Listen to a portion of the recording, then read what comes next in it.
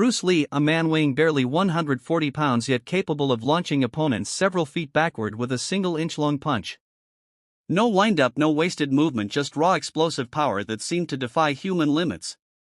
How did Bruce Lee generate that kind of force? Was it supernatural, or was there real science behind his devastating karate strikes? In this video we're going to break down the hidden science and deep practice that made Bruce Lee's strikes some of the most powerful in martial arts history. We'll explore how physics, biomechanics, and mental precision combine to create his unstoppable force. And most importantly, we'll uncover how you can apply these same principles to your own training, whether you're a martial artist or just fascinated by human potential. The foundation: Bruce Lee understanding of energy and movement. Bruce Lee power didn't come from raw muscle alone.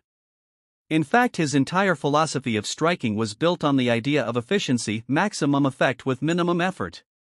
He studied not just traditional martial arts but also science, anatomy, and even mechanical physics. He used knowledge as a weapon. Bruce believed that every human body carries an incredible amount of energy, but most people don't know how to release it correctly.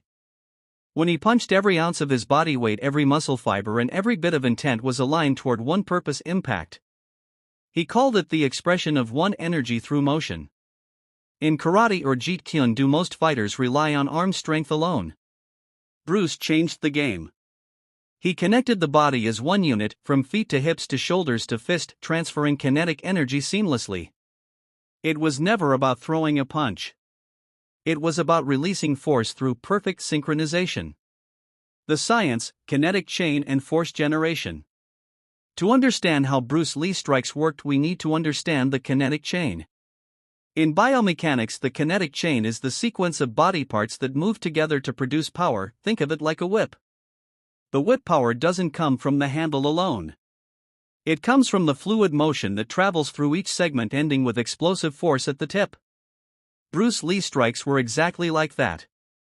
His feet gripped the ground, his legs generated torque, his hips rotated with precision, his torso coiled and released, and his shoulders and arms followed through, creating a cascading wave of energy.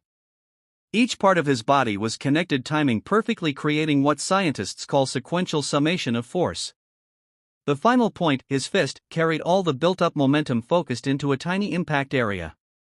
That's why his 1-inch punch could hit like a sledgehammer despite the short distance.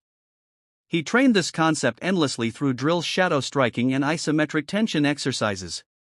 His strikes were not just fast, they were scientifically optimized. The power of speed: why Bruce Lee reflexes were his greatest weapon. Another key factor was SP.